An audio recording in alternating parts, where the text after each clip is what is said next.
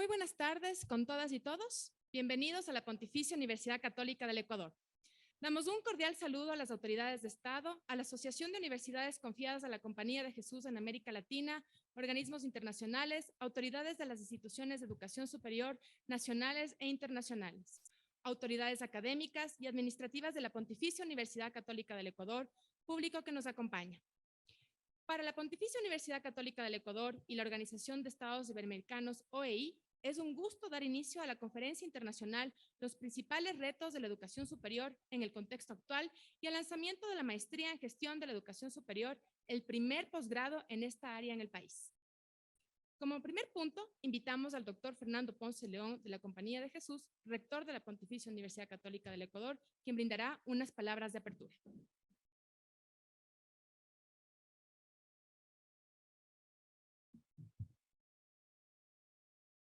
Distinguidas autoridades de la educación superior, queridos amigos de la OEI, amigos, amigas de la comunidad universitaria y personas que nos visitan, buenas tardes. Para nosotros realmente es un honor, creo que digo poco, es un honor, es un gusto acoger este evento y presentarles a ustedes esta nueva maestría. Ustedes ya conocen tal vez más o menos esta universidad por los edificios. Suele presentarse una universidad también por el número de estudiantes, por las ofertas académicas. Yo quiero presentarla ahora por nuestro lema que encierra nuestra filosofía. En el proyecto de transformación que llamamos MAGIS 2125, nos llamamos o tratamos de mostrarnos como conocimiento que transforma o conocimiento transformacional. Y entendemos que la universidad, mediante sus funciones propias, mediante la gestión del conocimiento, busca la transformación de la sociedad, la transformación de las personas, la transformación de los estudiantes, de los profesionales, de la actividad profesional. Busca continuamente la transformación, haciendo lo que sabe hacer, las tres funciones sustantivas. Pero para contribuir a transformar el mundo y su entorno y las personas, debemos también transformarnos a nosotros. Y ahí radica el porqué de esta maestría, que la hemos pensado para la educación superior del país, pero también para nosotros. Si nosotros no somos capaces de entrar en un proceso continuo de revisión, de crítica, de aprendizaje para mejor gestionar, diríamos, el conocimiento y la educación superior, poco o nada podemos hacer por el país, poco o nada podemos hacer por nuestra misión. Así que este es el sentido de esta maestría y por eso hemos querido presentar este evento académico como inicio de la maestría y escoger este tema de los retos de la educación superior. Muchas gracias a los y las panelistas, a los que van a intervenir y gracias a todos por estar presente esta tarde.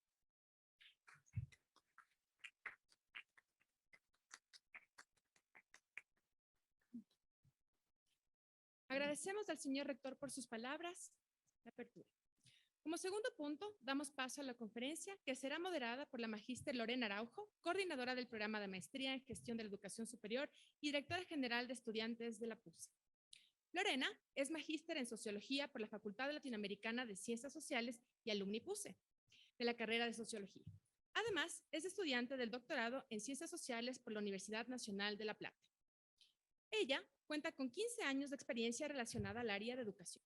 Ha ocupado cargos como subsecretaria general de Educación Superior del país, gerente del Sistema Nacional de Nivelación y Admisión. Además de ocupar cargos de alta gerencia, ha sido docente de varias universidades a nivel nacional e internacional y es autora de varias publicaciones y artículos académicos relacionados con temas de educación superior e inclusión educativa.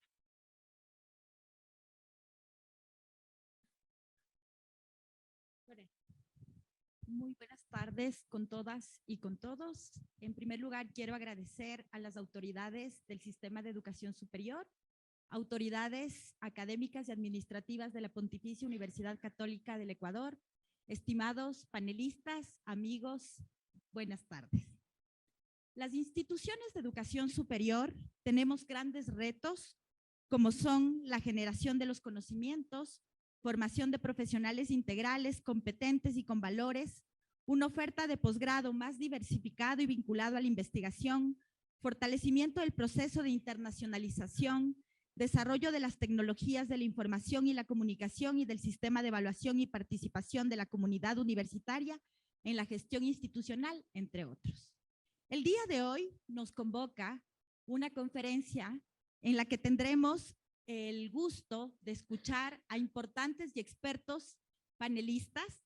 Nos acompaña el día de hoy el doctor Gerardo Blanco, director académico del Centro para la Educación Superior Internacional del Boston College, el doctor Francisco Urrutia de la Torre, secretario ejecutivo de la Asociación de Universidades Confiadas a la Compañía de Jesús en América Latina, AUSJAL, la doctora Liz Reisberg, investigadora asociada en el Boston College, la doctora Catalina Vélez Verdugo, consejera académica del Consejo de Educación Superior del Ecuador, y nos acompaña la doctora Ana Capilla Casco, directora general de Educación Superior y Ciencia de la OEI. Para ser consecuentes con la modalidad que hemos decidido impartir esta maestría, hemos decidido hacer esta conferencia en modalidad híbrida. 3 de nuestros panelistas nos acompañarán respectivamente desde Madrid y 2 desde Boston. Y 2 de los panelistas estarán presentes aquí con nosotros in situ. Para fines de la moderación, los panelistas contarán con un tiempo de intervención de entre 10 y 15 minutos. Posterior a las intervenciones, procederemos a realizar una ronda de preguntas con el público y personal de la universidad les brindará una hoja de papel en las que invitamos a escribir sus preguntas conforme se desarrollen las intervenciones. Quiero entonces, sin más preámbulo, empezar presentando a nuestro primer conferencista, quien es el doctor Francisco Urrutia. Francisco es miembro del Comité de Liderazgo de la Asociación Internacional de Universidades Jesuitas y colabora como académico del doctorado interinstitucional en educación del sistema universitario jesuita, donde ha sido profesor y ha colaborado además con 6 universidades en el mundo. Es doctor en educación, maestro en política educativa por la Universidad Alberto Hurtado y en filosofía social por la ITESO en México. Ha ocupado cargos de dirección académica en México y ha colaborado con el Pacto Educativo Global y la firma del compromiso ambiental Laudato Si, el Consejo del Programa de Derechos Humanos y Ecología Integral de la Red Eclesial Panamazónica y AUSJAL. Francisco, te escuchamos.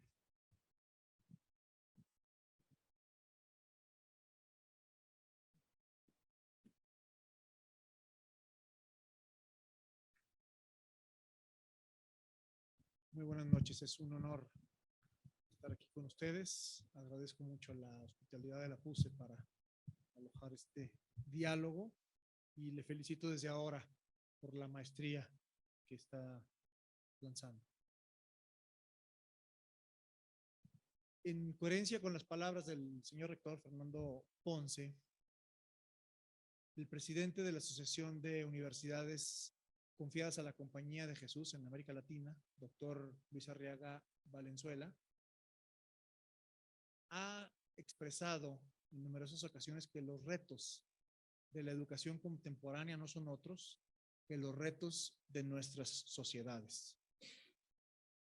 Muchas veces hablamos de responsabilidad social universitaria. A mí me parece que tal expresión encierra un pleonasmo, puesto que todo lo universitario es humano y por lo tanto es socialmente responsable. Los humanos somos relativamente inteligentes y libres. Nuestras decisiones, es sabido, nos afectan y afectan a otros, mientras que las de ellos y ellas inciden en nosotros incluso antes de haber nacido. Nadie puede entonces evadir su responsabilidad social. Sin embargo, no alcanza incluso la red de las casi 200 universidades jesuitas en el mundo para hacerse responsable de todo o de todos. Por ello, requerimos, como lo plantea el doctor Arturo Sosa, superior general de la Compañía de Jesús, discernir nuestro presente para preparar el futuro. Este futuro tiene como fin la vida digna y plena para todo ser humano, dice el padre Sosa. Cito textualmente su comprensión de tal vida.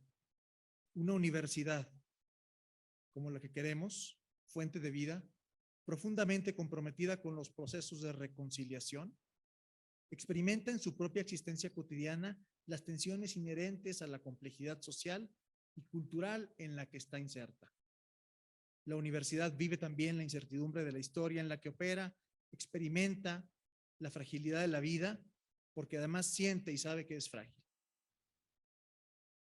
El padre Sosa nos invita, como decimos muchos latinoamericanos, a dar el golpe a nuestra propia condición de fragilidad, esa que la pandemia nos hizo evidente desde 2020. Para asumir esta condición, voy a proponer 4 dimensiones de nuestra humanidad para las cuales hemos de formarnos si pretendemos responder a los desafíos del contexto actual. Me refiero a las dimensiones de la salud, la sustentabilidad, la solidaridad y la sabiduría. Son 4 dimensiones que expresan notas constitutivas de nuestra humanidad. Salud y sabiduría, la primera y la última que refiero, nos hacen pensar en nuestro cuerpo y al mismo tiempo en nuestra psique o mente. Sabiduría sugiere además el sabor de la vida, si la atendemos etimológicamente, en apertura a lo trascendente. Hablo también de solidaridad con referencia a la dimensión social de la que comencé hablando. Somos seres mutuamente implicados, no solo como humanos, sino con todas las especies que convivimos en este planeta. Hoy incluso estamos implicados con los algoritmos que estamos programando para que tomen decisiones trascendentes sobre nosotros y sobre la vida en el planeta. Por esto hablo también de sustentabilidad. A continuación, desarrollo lo que considero nuestros principales retos en estos campos. La salud es la dimensión donde se juega nuestra vida o muerte y es uno de los indicadores de bienestar social más sólidos, la esperanza de vida al nacer y cómo se distribuye esa esperanza entre quienes habitamos el planeta. La reciente pandemia nos puso en claro que no vamos todos en el mismo barco, como solemos decir, sino que navegamos el mismo mar, pero algunos con sistemas de seguridad y salud transatlántica y otros nadando a brazo limpio en mar abierto. Hace un año la Fundación Oxfam reportó que los países de bajos ingresos, en estos países han muerto 4 veces más personas que en los países ricos por COVID-19. Esta inequidad, lo sabemos, tiene su correlato también al interior de cada país. Pero la salud no solo es asunto de vida o muerte. De 2020 a 2022, Oxfam también encontró que cada minuto 4 infantes perdieron a un padre, madre o cuidador a causa de la COVID-19. Solo en India, más de 2 millones de niños y niñas se han quedado sin progenitores. Las mujeres que han perdido sus trabajos en el mundo a causa de la pandemia son 1.4 veces los hombres que perdieron sus empleos.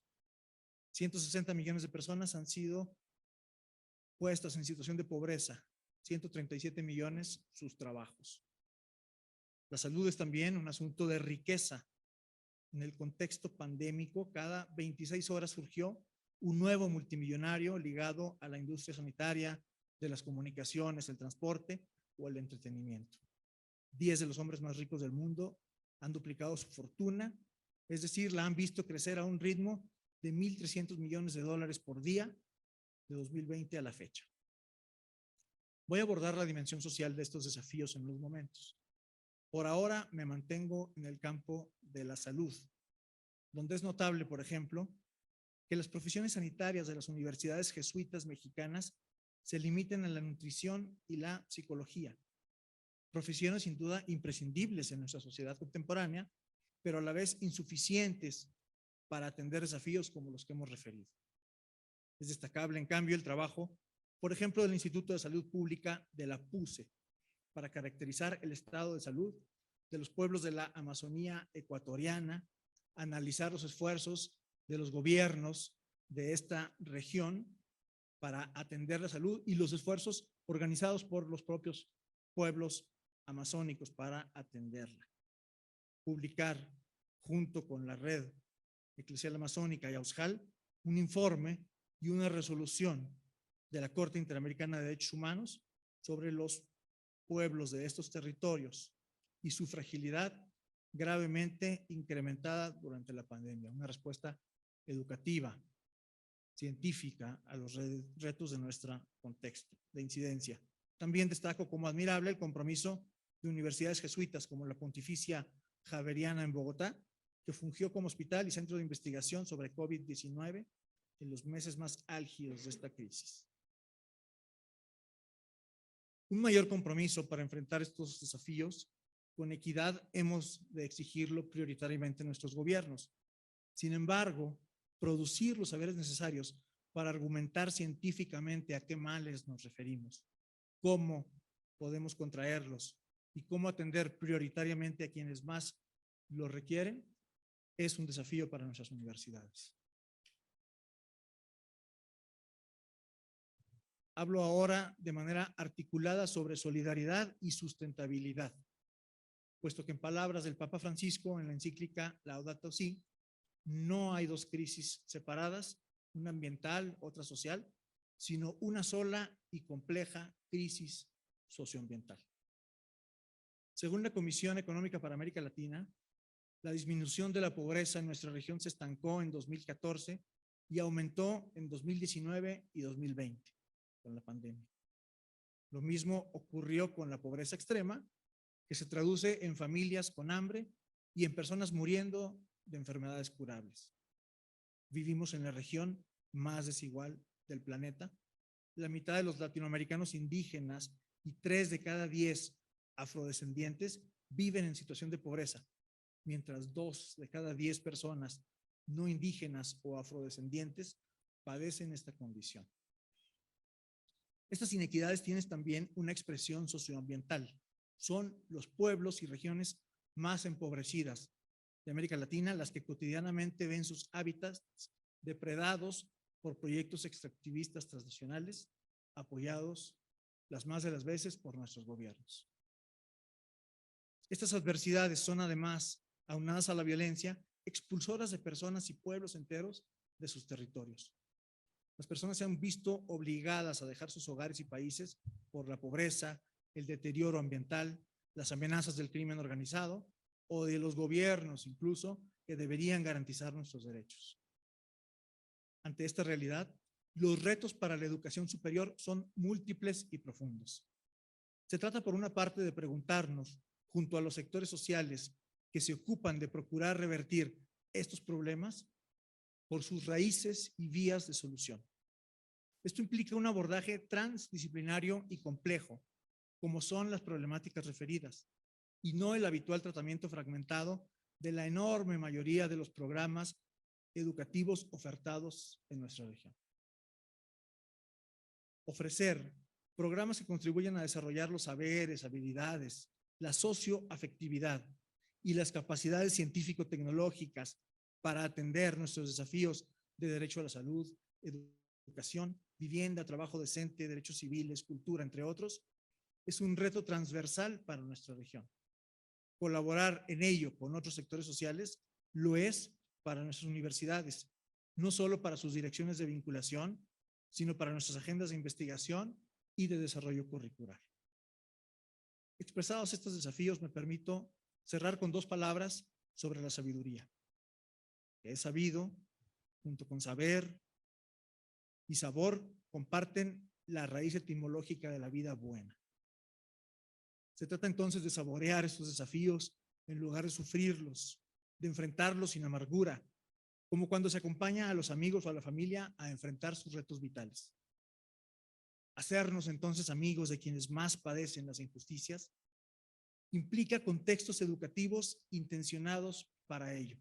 Les comparto una pista: los programas de aplicación profesional impulsados por el ITESO, Universidad Jesuita de Guadalajara, México, que favorecen la configuración de auténticas comunidades de aprendizaje, donde el alumno establece lazos de amistad con quienes acompaña a enfrentar sus desafíos sociales, se compromete con ellos de por vida, sean poblaciones migrantes, indígenas, campesinas, urbanas, o incluso con sujetos naturales como el bosque de la primavera que rodea Guadalajara, o se hacen amigos del río Santiago que alimenta el lago de Chapala y la zona metropolitana que he referido. Enfrentar estos desafíos sin amargura implica confiar, parafraseo a Ignacio de Loyola, en la vida que trabaja en cada especie y ser, en la vida que nos comparte sus dones, como nosotros podemos compartir los nuestros con ella. Implica a celebrar esta vida, aprender a celebrarla, aún desde nuestra fragilidad, como algunos lo hemos aprendido de los pueblos indígenas americanos, y todos podemos aprender de la infancia, de nuestros amigos de espíritu sencillo y de todo aquel que no teme ni oculta su propia fragilidad, sino que vive reconciliado con ella. Muchas gracias.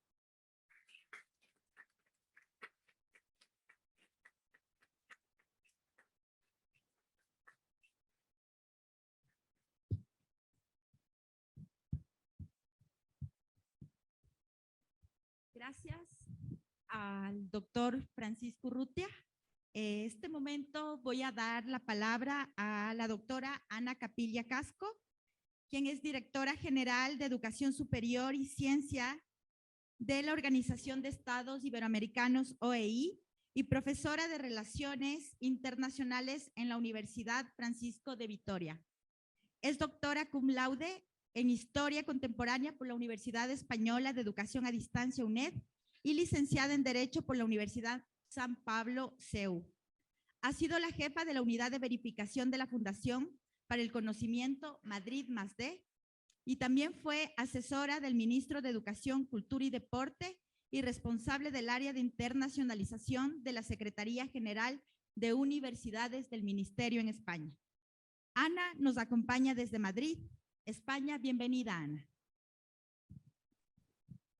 Muchas gracias. Buenas tardes a todos. Gracias en primer lugar por la invitación a participar en este panel.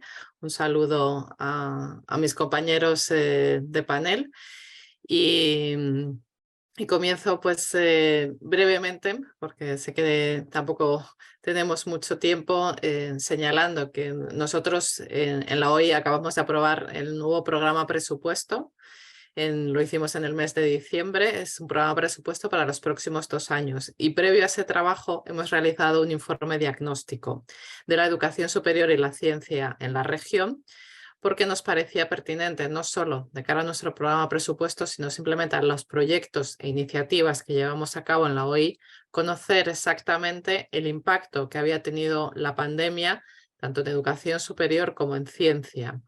¿Por qué? Porque nuestro programa presupuesto, nuestro trabajo en la OI gira en torno a una estrategia que llamamos Universidad Iberoamérica 2030, que como su nombre indica, gira en torno a las universidades. Tiene como eje vertebrador las universidades, porque las universidades son las instituciones fundamentales que vertebran nuestros sistemas de educación superior, pero también los de ciencia. Y sabemos que la pandemia ha tenido un gran impacto en las mismas. De hecho, nosotros siempre decimos que la pandemia en sí, en cuanto a los contenidos, a los cambios que ha producido, no ha sido tan disruptiva como podemos pensar, porque eran cambios en gran medida debidos. Y sin embargo, lo que sí que ha sido muy disruptivo ha sido la aceleración con la que se han implementado esos cambios.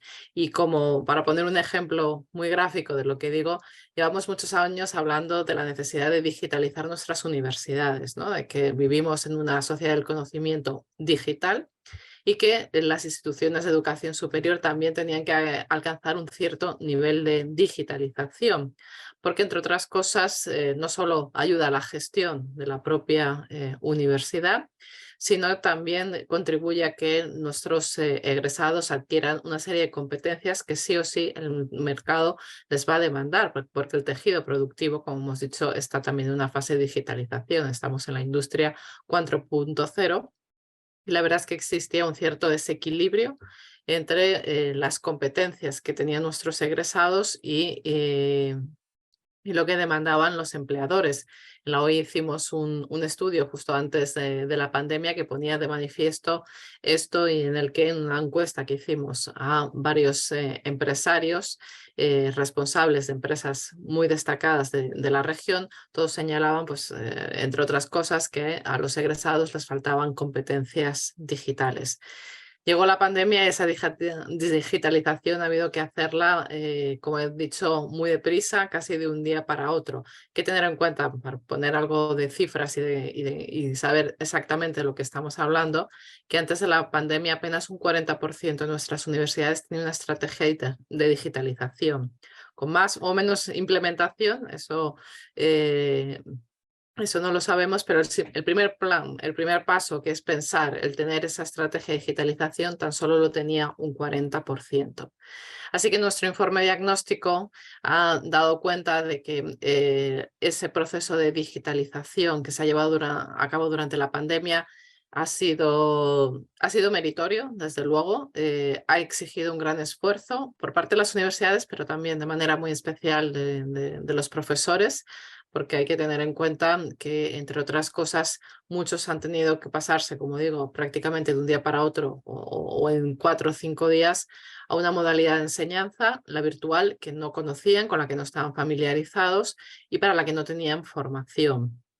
Ese es uno de los aspectos que nos deja la pandemia y como otros tantos. Es decir, realmente, como digo, en la medida en que muchas universidades no estaban preparadas para el cambio, lo han tenido que realizar, y nosotros en ese informe diagnóstico lo que observamos es que esa transformación digital que se ha producido de manera tan rápida como consecuencia de la pandemia no fue completa. Y es lógico, digo, teniendo en cuenta el punto de partida que he señalado. Así que una prioridad para nosotros en este próximo programa de presupuesto, estos 2 años de trabajo, va a ser acompañar a las universidades para que completen ese proceso de transformación digital. El nivel de digitalización que tiene que tener cada institución es diferente. Eso depende mucho de los fines, de la política, de los objetivos que persigue una institución. No todas tienen que ser universidades 100% digitales, pero sí es cierto que hay que avanzar hacia una mayor digitalización de la que había, desde luego, antes de la pandemia, y que los avances que se han conseguido durante la pandemia se consoliden. Hay que, en gran medida, perfeccionarlos y hay que, como digo, completar ese proceso de transformación digital. Eso lo tenemos claro, pero no perderlos. Y me refiero, sobre todo, me voy a centrar en 2 aspectos, como digo, para no extenderme mucho. Por un lado, lo que se refiere a la docencia, ya he señalado, ha sido muy complicado continuar con la docencia en remoto. Y, como digo, en la mayor parte de los casos, lo que observamos es que no ha habido una auténtica educación virtual, sino lo que se ha hecho es una enseñanza de emergencia en remoto, ¿no? Se ha aplicado, básicamente, muchos profesores lo que han hecho es intentar trasladar la práctica docente que tenían en la modalidad presencial a la modalidad online, es decir, utilizar este Zoom para dar su clase. Cuando sabemos que, desde luego, dar clases o la docencia en modalidad virtual exige otro tipo de metodologías, exige otra manera de trabajar, porque además hay una mayor fatiga, entre otras cosas, de los alumnos si se les plantea clases magistrales, por ejemplo, a través del Zoom. Bueno, pues ese es uno de los factores en donde tenemos que actuar. De hecho, en la OI, y gracias al trabajo previo que veníamos haciendo en la educación online, porque para nosotros por diversos motivos, era un área de trabajo prioritaria ya antes de la pandemia, pues, por ejemplo, hemos conseguido dar más de 1.500 becas, en este caso con la Universidad UNIR, es nuestro socio, para ofrecer esas becas completas, 100% gratuitas, para formar a profesores en la modalidad online y para que aprendan también a desarrollar sus propios contenidos digitales. La formación del docente ha sido para nosotros una cuestión clave, y desde el año 2020 tuvimos una rápida reacción, pues gracias, como digo, a este socio, y llevamos formados en estos 2 años largos más de 1.500 docentes. Y seguimos con, porque próximamente se van a sumar otros tantos, otro curso de formación, como digo, metodología online para docentes. Por otra parte, hemos desarrollado además con RIACES un sello de calidad, el sello CALOS Virtual Iberoamérica, un sello 100% iberoamericano que evalúa la calidad de las titulaciones online. Este sello es fruto de la cooperación entre agencias de calidad iberoamericanas, que este era un objetivo, este en realidad era antes de la pandemia el objetivo prioritario de este proyecto, de esta iniciativa, el poder sentar juntos a nuestros organismos acreditadores de la calidad y que tuvieran en un área que entonces era emergente, como era la educación online, la posibilidad de desarrollar conjuntamente un procedimiento, unos estándares de evaluación, porque de esta manera evidentemente iban a aproximar, ¿no?, sus procedimientos nacionales de evaluación, que es uno de los objetivos que perseguimos, que cada vez las evaluaciones que hacen nuestras agencias de calidad sean más homogéneas, porque eso ayuda al reconocimiento tanto de estudios como de títulos. Bueno, cuando estalla la pandemia vimos la ocasión, por lo tanto, de lanzar este sello. Lo que es importante no son solo las instituciones que ya lo han conseguido, hemos hecho un pilotaje con la universidad, la UNED de España, la UTPL de Ecuador, que conocen bien, la UNAM de México y la UNAD de Colombia. Son universidades de referencia que nos han servido para calibrar bien este sello, y ahora que se ha abierto la convocatoria para nuevas instituciones, hay otras tantas que están interesadas.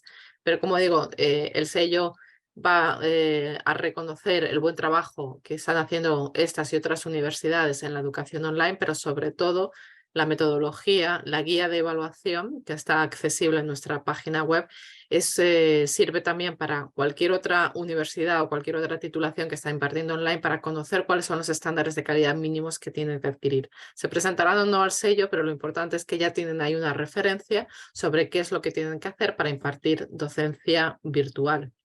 Y esperemos que este sello, por lo tanto, sea un estímulo para que más universidades pues, implanten un modelo de docencia virtual de gran calidad. No me voy a extender aquí por las razones por las que en la OI es una prioridad la docencia virtual, simplemente señalarlos que, como se ha apreciado durante la pandemia, hay otro alumnado más allá del tradicional, más allá de aquellos jóvenes que vienen de nuestra secundaria superior. Hablamos de personas que están ya en el mercado de trabajo, de personas que viven en territorios remotos o personas con discapacidad que no estaban accediendo a la educación cuando esta era presencial y que gracias a la educación online o virtual sí que tienen la posibilidad de formarse, incluso a pesar de la brecha de conectividad. Por lo tanto, nosotros apreciamos que es una modalidad muy inclusiva y por eso desde el principio la apoyamos. Educación online, por lo tanto, la modalidad online es necesario mejorar la calidad y ahí tenemos una herramienta fundamental por parte de la OI, que es el sello CALOS Virtual Iberoamérica. En segundo lugar, otro aspecto que quiero también destacar es en lo que se refiere a la gestión, a los procedimientos de las universidades, a su funcionamiento diario. La digitalización es también un recurso muy útil porque no solo permite, evidentemente, que la universidad pueda automatizar incluso determinados procedimientos o aligerar esos procedimientos para dedicar a su personal a otros ámbitos más importantes, todos tenemos la experiencia en ello, sino que además permite incluso obtener más información, más datos sobre desde la trayectoria académica de nuestros alumnos y a partir de ahí adaptar también las distintas trayectorias académicas. Como saben, cada vez se aplica más inteligencia artificial y eso permite desde prever alumnos que pueden tener dificultades en cuanto a la continuidad en la carrera, es decir, que hay un peligro de deserción, o alumnos que a lo mejor se les pueda permitir diseñar una trayectoria académica más acorde a sus necesidades. Es decir, que la digitalización nos abre un gran mundo de posibilidades cuando la aplicamos también al ámbito de la gestión de nuestras instituciones. Por lo tanto, nosotros, como digo, estamos apoyando todo este proceso de digitalización de las universidades, hacer nuestras universidades más digitales. Tenemos un proyecto en la OI que con la pandemia se ha ralentizado un poco de referido precisamente a internacionalización y movilidad, que se basaba, también esto fue prepandemia, en el desarrollo de una aplicación informática compatible y que sería compartida por las distintas universidades para gestionar las movilidades a través de esta plataforma. Como saben, uno de los obstáculos para la movilidad en nuestra región, hay muchos, pero uno es la dificultad para el reconocimiento de estudios. El reconocimiento de estudios exige por parte de la universidad, que va a hacer ese reconocimiento, una serie de información sobre qué asignaturas va a cursar el alumno en la otra universidad, teniendo en cuenta que nuestros sistemas son similares, pero no son iguales. Esa plataforma va a permitir a la universidad de origen del estudiante obtener toda la información sobre esas asignaturas, sobre sus contenidos, cómo se evalúa, las horas de clase, etcétera. Esa información que la universidad necesita para saber si puede hacer o no el reconocimiento de esas asignaturas y además hacer los acuerdos de reconocimiento ya a través de la plataforma entre las universidades.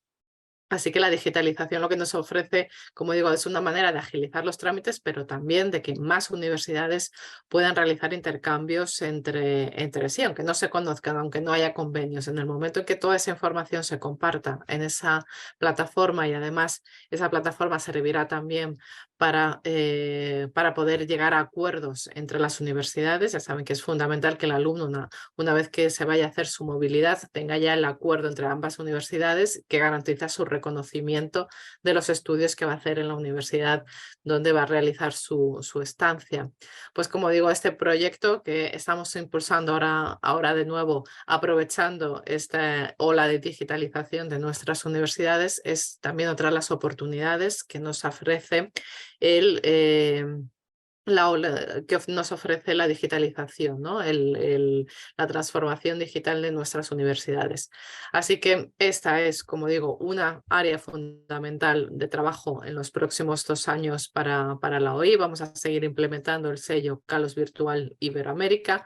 Vamos a buscar la financiación y el apoyo necesario para el desarrollo de esta plataforma y vamos a apoyar a las universidades en sus procesos de transformación digital dentro de un marco más amplio de trabajo que nosotros llamamos fortalecimiento institucional, porque tenemos claro que las universidades se están enfrentando a un panorama muy distinto al que había antes de la pandemia, que gran parte su éxito en este nuevo panorama va a depender, como digo, de la digitalización.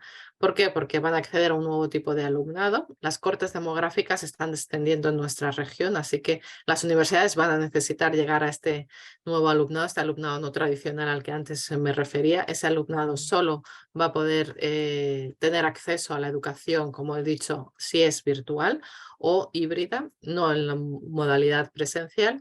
Y por otra parte, las universidades también, a medida que sus procedimientos, sus procesos se digitalicen, van a tener nuevas oportunidades de colaborar con otras universidades y también de emplear sus recursos en otros ámbitos que ellos consideren prioritarios.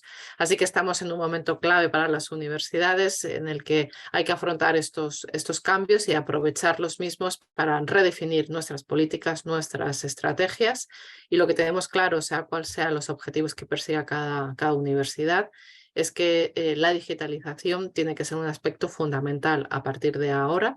Como digo, cada universidad decidirá hasta qué punto quiere ser digital, pero sí que hay una digitalización mínima que tiene que ser abordada y sobre todo con mucha calidad.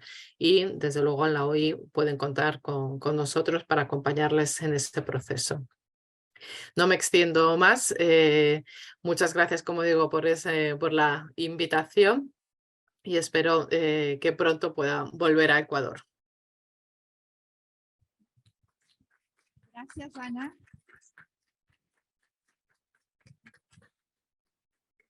Gracias, Ana.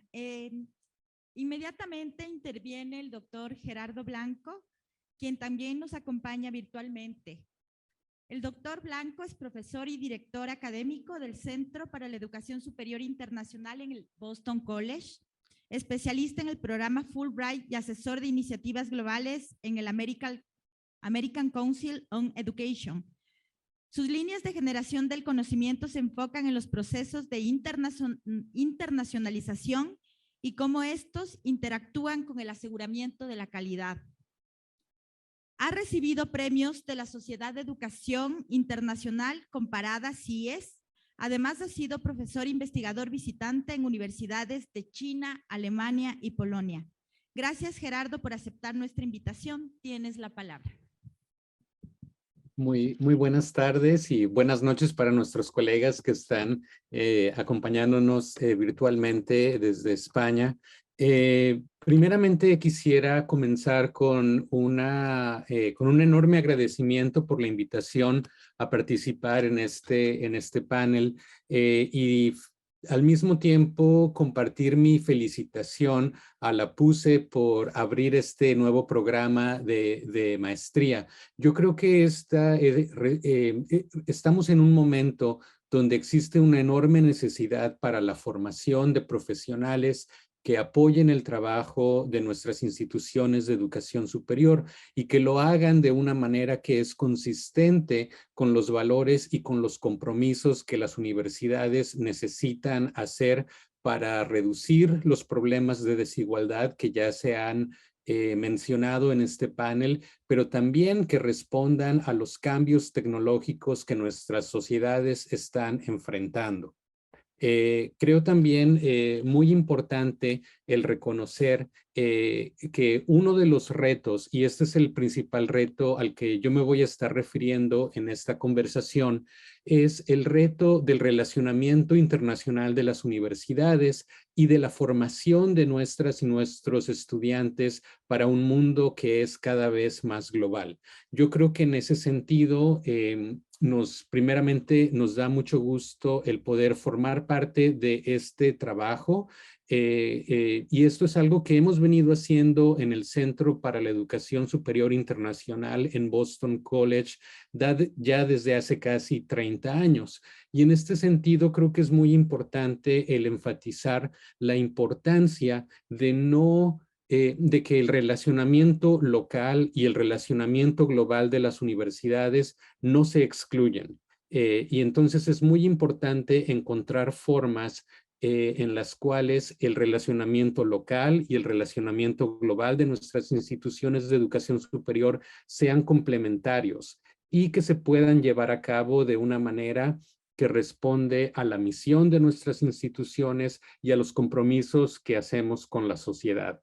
Esto no solamente es respuesta y congruencia con nuestros valores, sino también es un buen sentido común. Esta es la mejor forma que tenemos para asegurar la sustentabilidad de nuestras instituciones de educación superior.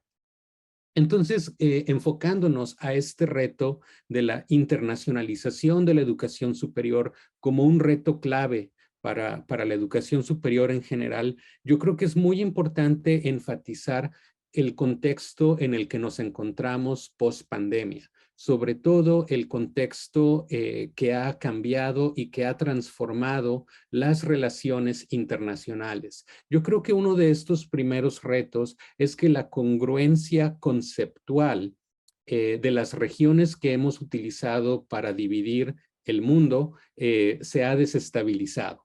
Por ejemplo, hablamos a veces de América Latina, hablamos también de Iberoamérica, hablamos también de Norteamérica, Centroamérica y Sudamérica, etcétera. Y sin embargo, lo que la pandemia nos ha demostrado es que estas divisiones responden a ciertas condiciones particulares que han cambiado actualmente, ¿verdad? Que la globalización nos permite relacionarnos con países, con naciones con las cuales quizá tenemos lazos comerciales, pero que no tenemos lazos de cultura o idioma compartidos, que a lo mejor nuestras historias se han llevado a cabo en paralelo sin muchas conexiones anteriormente. Entonces, en ese sentido, yo creo que es muy importante que preparemos a nuestros futuros egresados para este mundo en el cual las divisiones geográficas del mundo tienen un poco menos de sentido y en el cual las líneas que nos dividen se están renegociando o se están transformando. Al mismo tiempo, y esto es muy importante en la región de América Latina, es muy importante reconocer que las relaciones internacionales se han politizado. Y esto genera muchas veces un ambiente hostil para el relacionamiento internacional de nuestras universidades. Yo creo que este es un reto más en unos países que en otros, pero sin duda establece un tono complejo para nuestras regiones. Por ejemplo, en ciertos países que han tomado un giro político mucho más nacionalista, se vuelve mucho más complejo para las universidades y para las otras instituciones de educación superior el relacionarse de manera internacional con otras universidades. Y esto se vuelve un reto muy importante. Por lo tanto, se requiere que encontremos estrategias de internacionalización que sean complementarias con las estrategias de relacionamiento local y también con nuestra responsabilidad social como universidades. Es muy importante también el darnos cuenta que como resultado de la pandemia, muchos de los mecanismos de cooperación internacional, por una parte, se pusieron en pausa. Muchas de las cumbres, de las reuniones de líderes nacionales no se llevaron a cabo, pero por otro lado, los espacios que continuaron de cierta manera han sido desprestigiados porque lo que encontramos, como por ejemplo con la distribución de vacunas, es que hubo muy poca cooperación y que imperó la competencia entre naciones. Por lo tanto, muchos de los mecanismos internacionales se encuentran ahora con una reputación que se ha disminuido y muchas veces se cuestiona su efectividad. Y esto es algo que, por lo tanto, establece un tono menos positivo, un tono menos favorable para el relacionamiento internacional de nuestras universidades. Y para centrarnos todavía más en la región de América Latina, nos damos cuenta que en cuestiones de relaciones internacionales, nuestra región está fuera, no está participando en ninguno de los debates centrales que afectan a las relaciones internacionales. Y esto nos pone en una desventaja muy importante. Obviamente, el tema de la pandemia nos ha afectado de una manera desproporcionada y esto se debe obviamente a las respuestas que se dieron dentro de los diferentes países, pero yo le apostaría al hecho de la gran desigualdad que se vive en la región. Uno de los retos, ¿verdad? Una de las causas de este impacto desproporcional. Y por lo tanto, todos estos elementos que he venido discutiendo hasta el momento afectan el horizonte de la internacionalización para nuestras universidades. Entonces, ¿cuál es la respuesta que podemos tener? Yo creo que una de esas respuestas, y algo a lo que le hemos venido apostando en el Centro para la Educación Superior Internacional, es el hecho de que la formación de profesionales para la educación superior es una inversión muy valiosa y es un compromiso que tenemos con nuestras sociedades. Claro, es muy importante reconocer que la experiencia, que la formación en la práctica son muy valiosas, pero también es muy importante reconocer que a través de la internacionalización podemos compartir buenas prácticas, podemos compartir o quizá en otras ocasiones aprender de los errores que se han cometido en instituciones de educación superior que están quizá a grandes distancias de las nuestras. Por lo tanto, yo creo que la respuesta de abrir un programa de posgrado enfocado al estudio de la educación superior es una misión muy importante. Yo creo que es una actividad que va a dar frutos muy valiosos, pero también requiere el reto, ¿verdad?, de generar aspiraciones profesionales para que se vuelva, ¿verdad?, el trabajo en la universidad un espacio atractivo. Y hemos visto que no solamente en las universidades, sino en todos los sectores educativos, se ha vuelto cada vez más difícil atraer talento, ¿verdad? Que muchos de nuestros estudiantes más talentosos, más prometedores, tienen aspiraciones profesionales muy importantes, pero no muchos de ellos aspiran a dedicar sus esfuerzos y su trabajo dentro de nuestras instituciones de educación superior. Por lo tanto, nos queda mucho trabajo por hacer en ese sentido. Y finalmente, yo creo que yo quisiera enfatizar que todos estos puntos a los que me he venido refiriendo nos deben servir como un recordatorio de la importancia que tienen las universidades y del compromiso que tenemos con las sociedades que nos sustentan. Yo creo que la pandemia y algunos de los ejemplos que se han compartido ya en este panel le apuntan a las diferentes formas en las cuales nuestras universidades pueden responder a las necesidades de la sociedad y cómo nuestras universidades no son únicamente centros de generación del conocimiento que están aisladas de la sociedad, sino que por el contrario, la generación de conocimientos, la conservación del conocimiento y la transmisión del conocimiento utilizando las mejores técnicas y tecnologías, que por cierto son distintas, ¿verdad? En este sentido, pedagógicas, pueden estar al servicio de nuestras sociedades y pueden resultar en las transformaciones que nuestras sociedades necesitan. Disculpen. Entonces yo quisiera terminar ahí con una invitación a reflexionar no solamente cuáles son los retos a nivel regional o internacional, como que he venido mencionando, sino también pensar cómo este mundo que se ha transformado como resultado de la pandemia y cómo las relaciones internacionales afectan el trabajo al interior de nuestras instituciones de educación superior. Quedo muy atento al final de las otras intervenciones de cualquier pregunta que puedan tener y les agradezco muchísimo por su atención.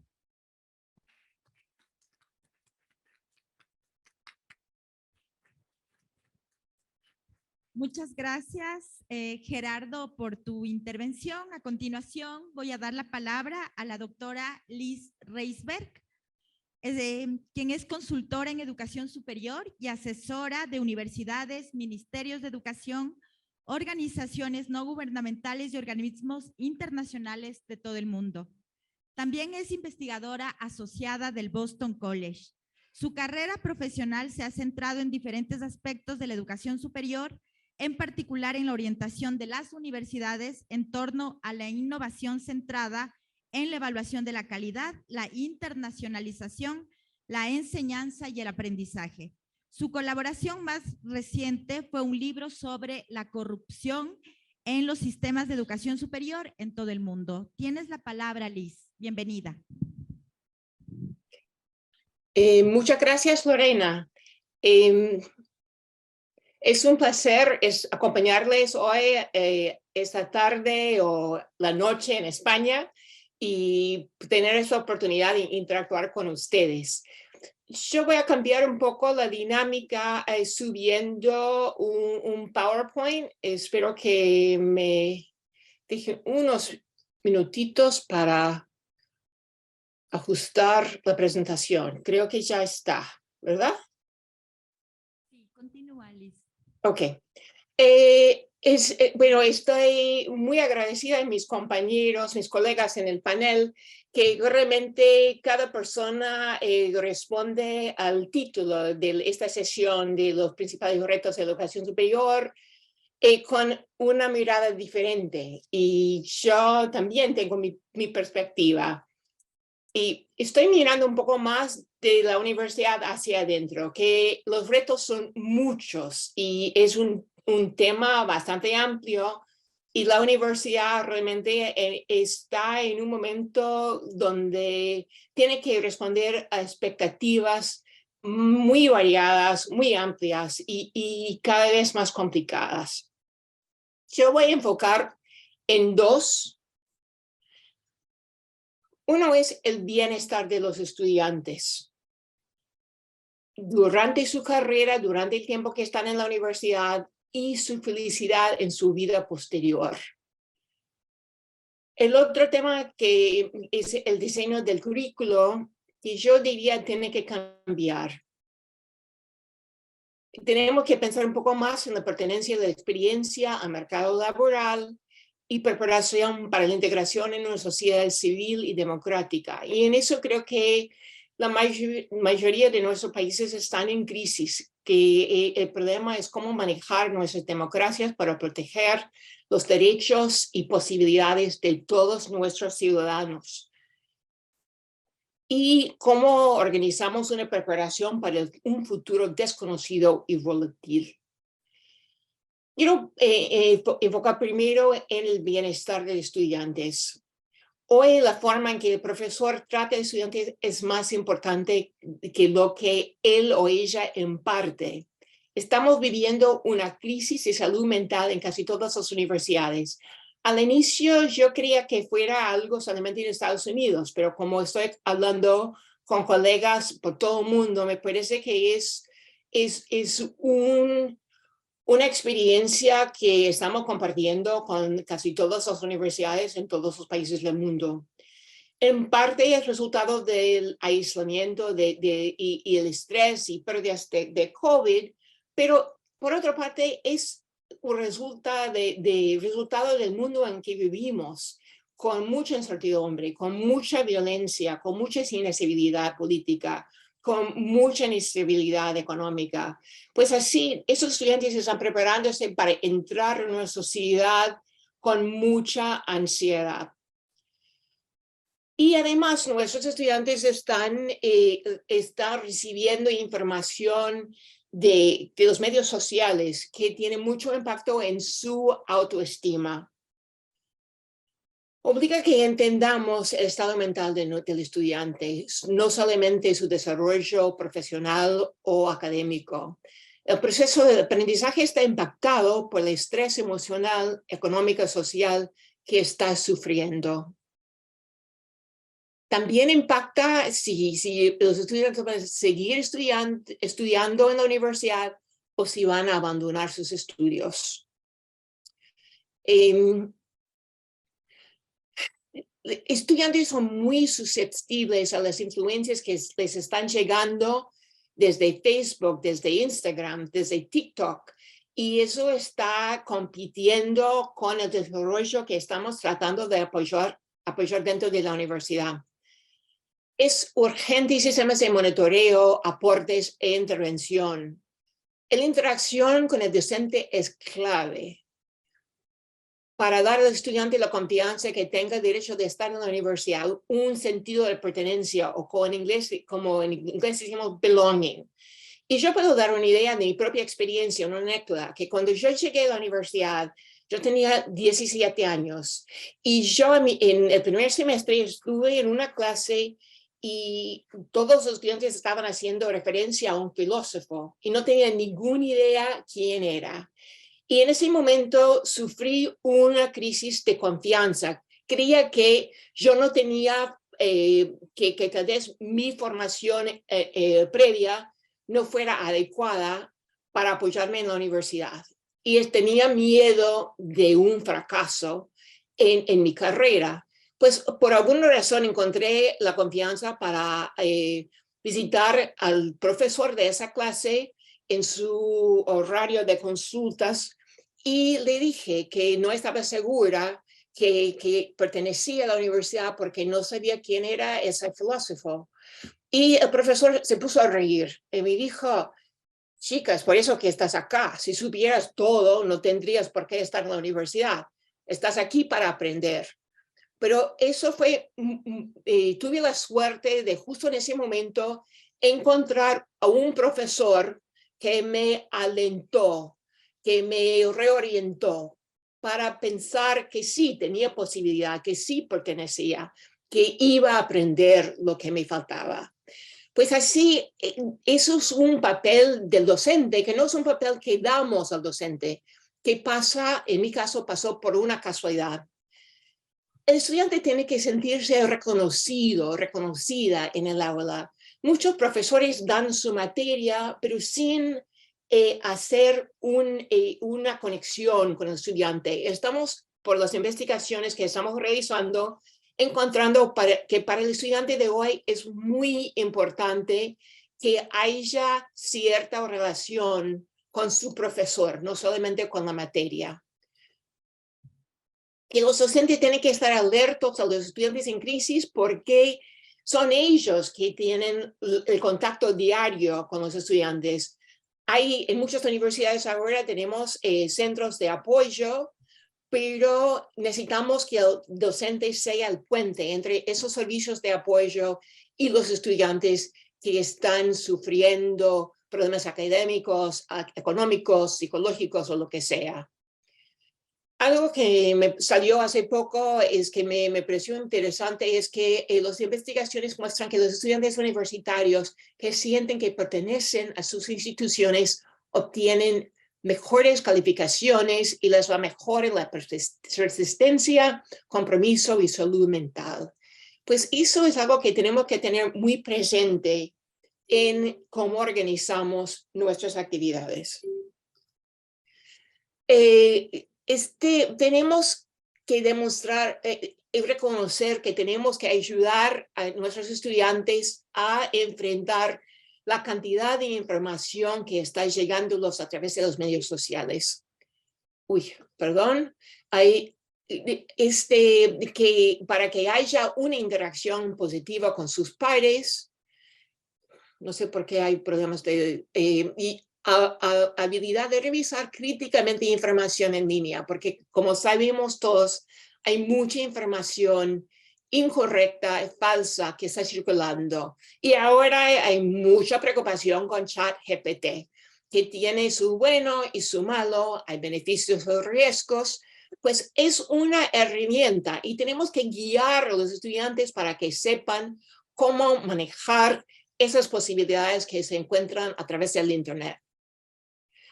Y bueno, como dije, tenemos que protegerlos contra información falsa que está circulando. Y algo que pasó hace unos días que me asustó fue que a través de inteligencia artificial, alguna compañía colocó en el Internet una foto que no es foto real, es una foto generada por inteligencia artificial para pedir fondos para las víctimas del terremoto en Turquía y Siria. Y fue una estafa, que fue una persona buscando fondos para sí mismo. Algo que es interesante es que si uno revisa bien la foto, se da cuenta que el bombero tiene 6 dedos en la mano. Pues así hay limitaciones de la inteligencia artificial del momento. Pero tenemos que guiar a nuestros estudiantes a estar atentos a las distracciones y los peligros del Internet. Queremos que trabajen con confianza en línea y que sean ciudadanos digitales, pero necesitan una formación de nosotros. El problema es que lo que estoy tirando hacia los docentes es algo que no están preparados a enfrentar. Pues como universidad tenemos que pensar cómo podemos orientarlos, qué tipo de sensibilización podemos ofrecerlos, qué tipo de capacitación para apoyarlos en ampliar sus responsabilidades en referencia a sus estudiantes, en relación a sus estudiantes. ¿Cuáles son los incentivos? ¿Podemos tirarlos más trabajo encima de lo que ya están haciendo? Pues los docentes necesitan ampliar su rol, pero también necesitan apoyo de la dirección de la universidad para que sea posible. El otro reto que quiero tocar es el diseño del mapa curricular, porque ahora estamos pidiendo mucho de la carrera universitaria. Hay una topología que me gusta de un instituto de investigación que se llama Burning Glass, que tiene su sede principal acá en Boston, y ellos hablan de durable skills, habilidades durables para toda la vida, habilidades que forman la base de cualquier actividad en el mercado laboral, habilidades que aportan el avance o adaptación a cambios. Quiero hacer una pausa acá para preguntar de la audiencia algunas ideas de qué son ¿Qué son durable skills, habilidades durables? ¿Algunas contribuciones? No sé si alguien con micrófono puede buscar algunas contribuciones.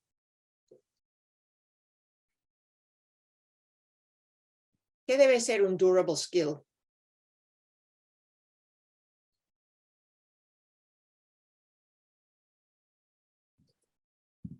¿Alguien?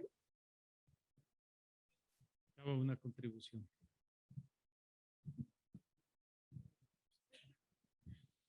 Aquí en la mesa, algunos panelistas pensábamos en que podría ser la comunicación o la inteligencia emocional. Bueno, gracias, sí. ¿Otra contribución de la audiencia?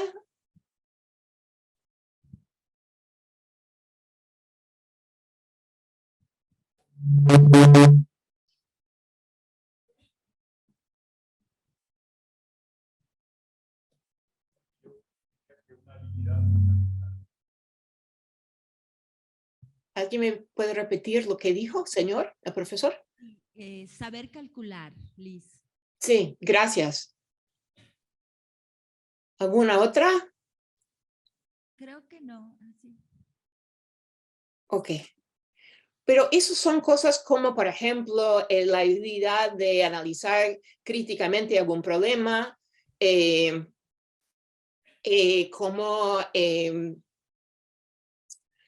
cómo resolver problemas, cómo trabajar en equipos, habilidades suaves, que son habilidades que son transferibles a distintas carreras, a distintas actividades, a distintos niveles dentro de una profesión. Pues es necesario que el mapa curricular contempla el desarrollo de habilidades durables. Otro es timely skills, que son habilidades que sirven para un momento determinado como lenguaje de programación, el manejo de ciertas tecnologías, pero como sabemos, las tecnologías siguen cambiando. Pues eso de timely skills sirve, pero son habilidades que hay que actualizar. Y además hay valuable skills, habilidades con valor, que dan retorno económico en el mercado laboral tal vez, o que forman la base para poder seguir aprendiendo, o que ofrecen la potencia para satisfacción personal. Y esos son los tres áreas de desarrollo que yo estoy proponiendo que deben estar contempladas en el diseño del mapa curricular. La carrera actual está organizada por materias y eso es un problema estructural que tenemos, que cada docente se encarga de su materia con énfasis en contenidos, pero eso es como asignamos el trabajo al docente.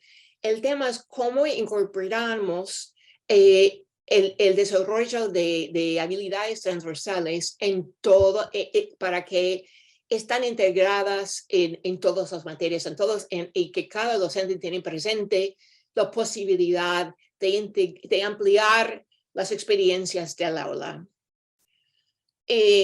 Bueno, así es necesaria una visión compartida entre todos los profesores, que todos tienen que tener una visión hacia dónde queremos llegar al final de la carrera, para en su turno integrar pasos hacia esos resultados en su sílabus, en el diseño de su curso.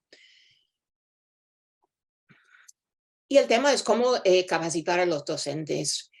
El modelo tradicional ya no da los resultados adecuados. Es que contempla algunos aspectos, pero no todo.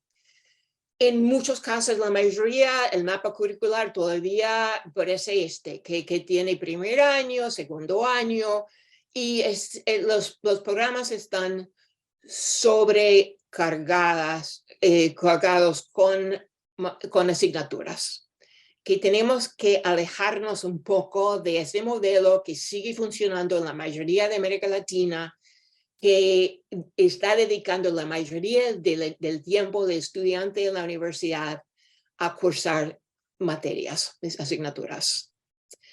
Si la educación superior es proceso a lo largo de la vida, necesitamos nuevos modelos y nuevos caminos. Ahora es posible que un estudiante sale del colegio y sigue con la educación vocacional o técnica, o que del colegio va a la universidad, o que va al colegio o ahora puede estudiar en línea para recibir certificados o etiquetas o lo que sea. Según las publicaciones de empleo de LinkedIn, las competencias globales se enumeran con frecuencia por encima de las habilidades técnicas como una prioridad de empleo que incluyen creatividad, persuasión, colaboración, adaptabilidad, inteligencia emocional y razonamiento analítico. Todos son habilidades durables, pero ahí también hay las habilidades técnicas que son las que son de un momento determinado. Tenemos que, para poder formando a nuestros estudiantes, pensar en tal vez de la educación vocacional y técnica en algún momento, que abrimos la posibilidad de entrar en la universidad en otro momento de la vida y complementar los estudios universitarios con estudios en línea, que dan acceso o que terminan con certificados, etiquetas o lo que sea. Lo interesante es que ahora hay personas que están saliendo de la universidad y luego estudiando en un instituto técnico para complementar sus conocimientos con algunas habilidades prácticas. O es posible ir a la universidad y seguir estudiando online, en línea, para poder estar actualizando todo el tiempo la capacidad de la persona, sus habilidades, sus conocimientos, sus posibilidades. Eso me pareció interesante, es que salió esta semana en Lituania, que muchos estudiantes que son egresadas de la universidad ahora están estudiando en programas técnicos y vocacionales. Es interesante que esos certificados que se reciben afuera de la universidad son cada vez más importantes. Y hay muchas empresas que ya no piden el título universitario como credencial de entrada. Y yo creo que las universidades tienen que preocuparse un poco por eso. Pocas universidades están desarrollando dentro de su campus, de su recinto, ese tipo de programa para complementar la carrera universitaria con capacidades muy precisas, habilidades bastante definidas. Hasta ahora las universidades han entregado la capacitación y habilidades timely orientadas al mercado laboral al sector privado. Las plataformas en línea, tales como ustedes pueden mirar, Google está haciendo mucho, Coursera también, Amazon también. Pero en conclusión, los retos que estoy presentando es que tenemos que cuidar al estudiante. Es más que un cerebro. Y tenemos que acomodar el mapa curricular para que ofrezca varias áreas del desarrollo y para que reconozca que la universidad es solamente un paso en la educación a lo largo de la vida. Y con esto los agradezco y retorno la palabra. Gracias.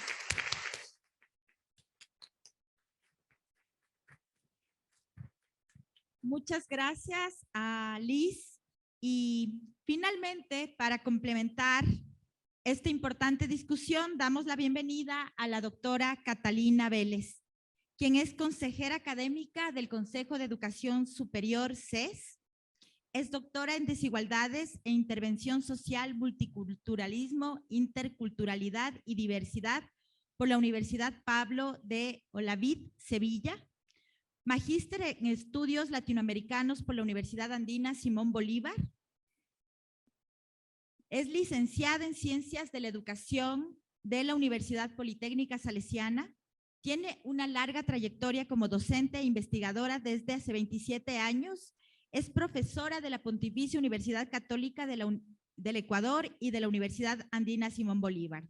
También ha colaborado en varias universidades en el país y en Argentina, Brasil y España. Sus principales líneas de investigación son interculturalidad, género y educación, inclusión y equidad, educación superior y antropología sociocultural. Es autora de varias publicaciones, artículos académicos, y sus investigaciones y cátedra dan cuenta de sus intereses por la educación como mecanismo de calidad, equidad, inclusión y movilidad social. Doctora, tiene la palabra.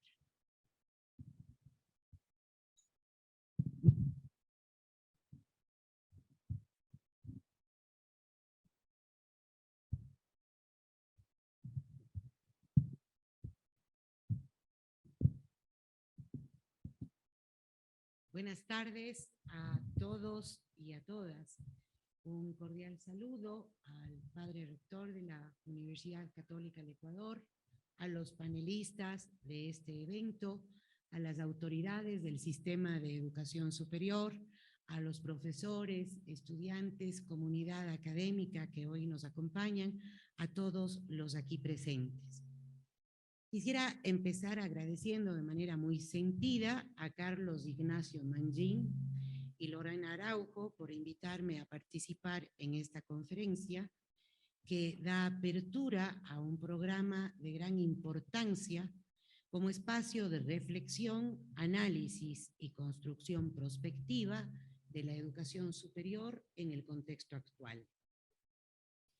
Es un verdadero honor compartir el foro con tan notables investigadores y académicos. Mi participación estará organizada en dos secciones. En la primera, aludiré a los principales retos del sistema de educación superior ecuatoriano desde una perspectiva que apuesta al futuro inmediato. Y seguidamente me referiré a los desafíos aún pendientes para el sistema de educación superior. Esto es, a la democratización. Como se ha dicho hace un momento, vivimos en una sociedad que se enfrenta a vertiginosos cambios, pues la globalización y la sociedad del conocimiento son fenómenos que han impulsado que la educación superior y la innovación estén en un diálogo permanente. Y así es como podemos ver, por citar un ejemplo, cómo la tecnología y la consecuente virtualidad es hoy una variable fundamental de la educación en general y de la educación superior en particular. Innovación y cambio sociocultural son sin duda dimensiones presentes en gran parte de las narrativas educativas de hoy. Empero, aunque resulta imposible desconocer el peso específico de las transformaciones sociales, en cierta manera podría decirse que los sistemas educativos no necesariamente van de la mano con los cambios que se experimentan en la sociedad. Y este es quizá un momento importante para pensar y analizar las implicaciones deontológicas y geopolíticas que tiene para la educación superior el contexto latinoamericano en una dimensión y en una realidad de sociedad del conocimiento. Considerando las dimensiones sociales, políticas, económicas, científicas, culturales, la educación superior ciertamente estudia y comprende los problemas que enfrenta la sociedad actual y que ha enfrentado la sociedad a lo largo de la historia. En tal sentido, como lo señala la UNESCO, ha de tener la capacidad de enfrentar y resolver los problemas de la sociedad en un diálogo constante.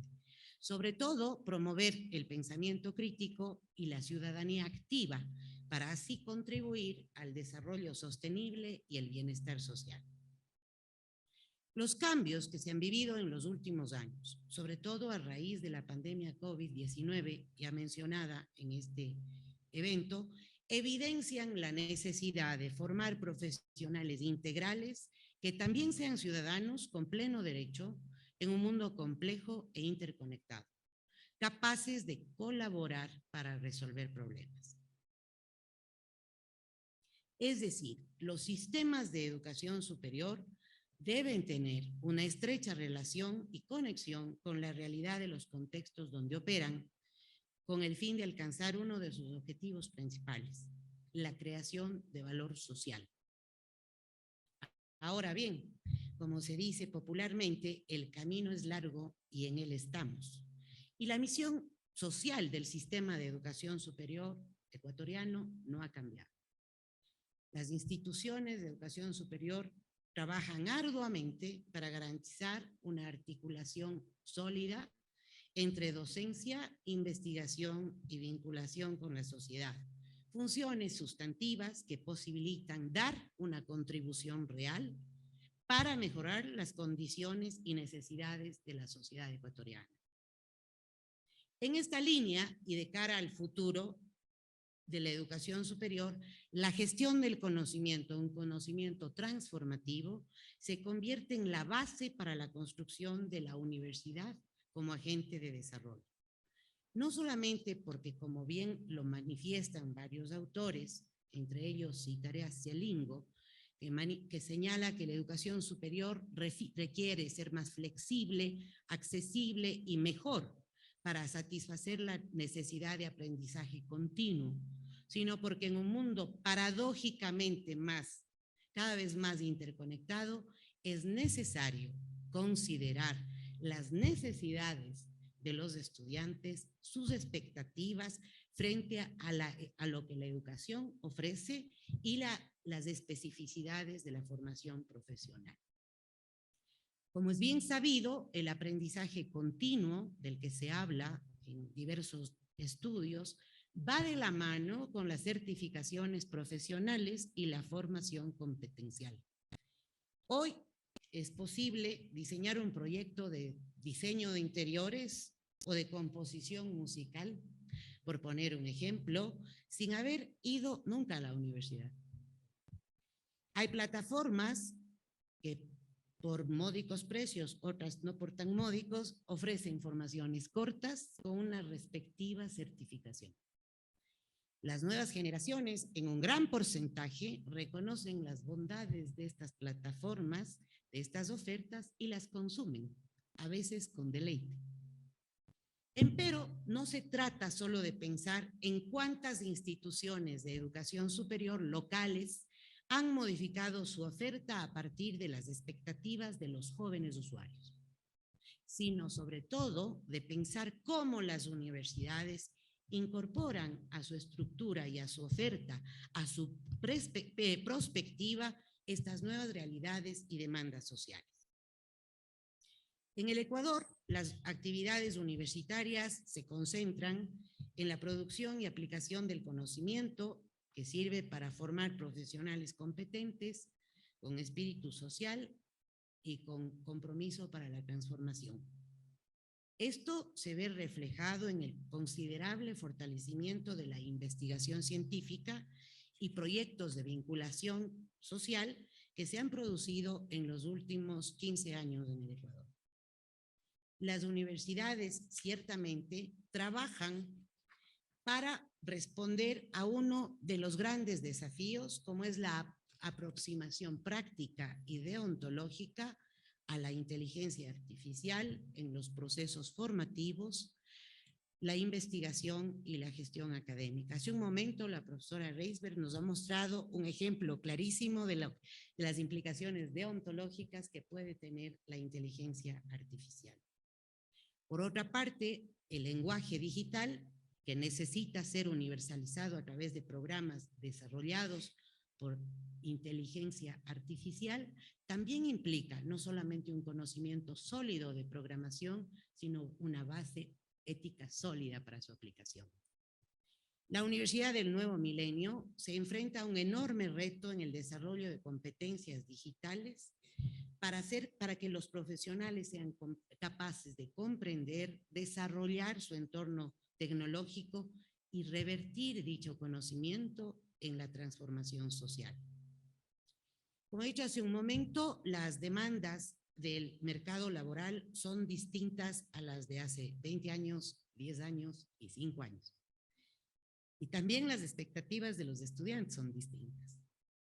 Además, son diferentes las necesidades sociales y ahora, desafortunadamente, las desigualdades sociales con sus consecuentes brechas tienen un peso incrementado y muy específico.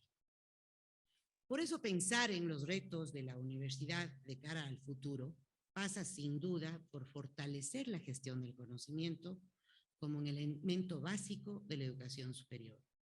Pensemos, por ejemplo, cómo ha aportado la Academia del Mundo para el combate de la pandemia COVID-19 y qué hubiera pasado si las universidades no hubieran colaborado frente a esta situación. En las comunidades académicas se discute y reflexiona sobre asuntos de interés social, principalmente sobre conflictos y consecuencias que se derivan de la creciente interacción entre pueblos y grupos sociales. Por lo tanto, las universidades han de desarrollar una verdadera libertad y autonomía académica en la que participen todos los involucrados en los sistemas educativos, siendo esto un gran reto a futuro. Pero aquí quisiera plantear un interrogante. ¿Puede hablarse de autonomía académica sin libertad y de esta sin acceso al conocimiento? La historia ha demostrado que la libertad académica no es solo una premisa fundamental de una universidad eficaz y eficiente, sino también un valor agregado de la academia para generar cambios sociales. Me están mostrando el papelito de que ya se me acerca el tiempo. De acuerdo con el documento planteado por la UNESCO, resultado de la tercera Conferencia Mundial de Educación Superior, hay varias necesidades y desafíos de los sistemas de educación superior en el mundo de hoy. La internacionalización, el creciente papel de las tecnologías para la educación abierta, la rápida expansión de la matrícula con disparidades persistentes, el acceso equitativo a las oportunidades del mercado laboral y formación, y la brecha digital y la falta de preparación para la enseñanza en línea. De ahí podrían derivarse varias líneas de reflexión para las universidades. Evaluar su situación actual, fortalecer los procesos que les permitan alcanzar sus objetivos misionales y, de ser preciso, reorganizar y supervisar sus progresos. El futuro de la educación superior se encuentra en gran parte en la configuración o reconfiguración de los principios con los que se alcanzará el cumplimiento de los objetivos de desarrollo sostenible. En esta línea, desafortunadamente, hoy todavía podemos hablar de universidades distantes del acontecer nacional, local, regional, las necesidades y las desigualdades sociales. La democratización de la educación superior, por tanto, no consiste únicamente en flexibilizar la base normativa. La democratización de la educación superior implica trabajar en construir puentes de articulación entre el sistema de educación nacional, de educación superior, y el sector productivo, y trabajar en la tríada calidad, equidad y justicia social. Se trata, por tanto, de reconocer las asimetrías sociales existentes y buscar caminos conducentes a la equidad para que efectivamente la educación superior cumpla con su cometido de aportar a la transformación social desde la pertinencia e igualdad de oportunidades. Quiero finalizar resaltando que en una coyuntura en la que se exaltan las cualidades de lo privado, que recalca el valor aislado y antiséptico del mérito personal, omitiendo el peso específico de los condicionantes socioeconómicos, culturales y políticos, y que considera a los jóvenes como futuros trabajadores que han de ser ante todo competentes, no como estudiantes, personas humanas provistos de necesidades y expectativas propias, cabe recordar ahora enfáticamente que la educación es un derecho de todos y la educación pública su garante, en cuyo fundamento basal palpita la igualdad de oportunidades. Esto, sin duda, plantea el gran desafío de pensar la educación superior no solo como un circuito formativo, sino como un proceso que puede y debe aportar a la transformación social. Decíamos hace un momento la tríada calidad, equidad y justicia social como ecuación que posibilita pensar la educación superior de cara al futuro sin desconocer las complejidades del presente. Concluyo con aquello que decía Mandela: la educación es el arma más poderosa para cambiar. Muchas gracias.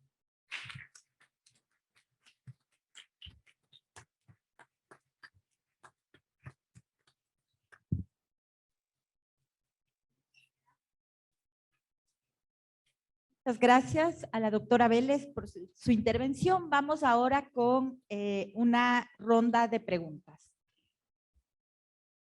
La primera, esta para la doctora Liz Reisberg.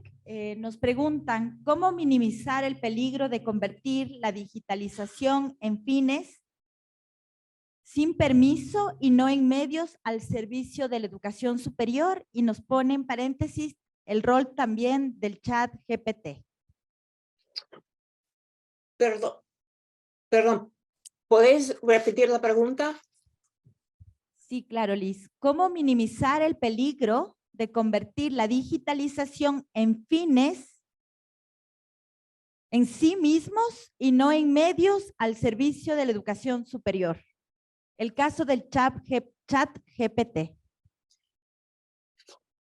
Es un tema complicado. Es que yo no sé si tengo la respuesta perfecta para la pregunta, porque la tecnología nos ofrece muchas posibilidades, pero presenta también muchos desafíos y muchos peligros. Y el chat GPT está muy en debate, y que estuve leyendo hoy en la mañana un artículo por un profesor que estaba incorporando el chat GPT como herramienta para el desarrollo de capacidad de desarrollar ensayos, y que fue una manera de impulsar un proceso, pero también el profesor tenía que desarrollar un proceso de reflexión, de crítica, para que el alumno fue como recibir del chat un borrador que luego el estudiante tenía que revisar, ampliar, corregir, y que es otro proceso en desarrollar una capacidad.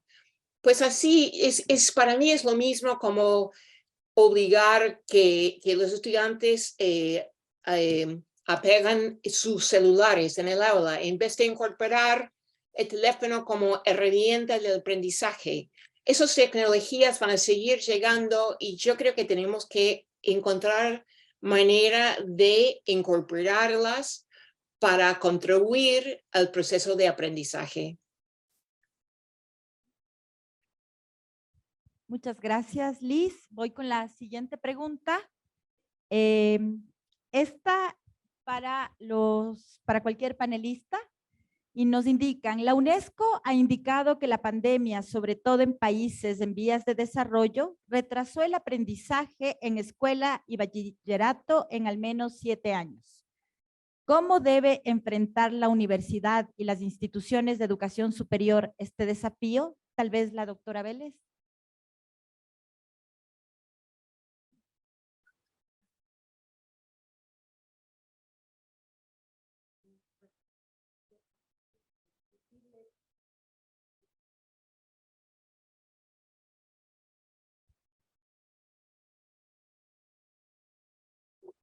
También en la universidad.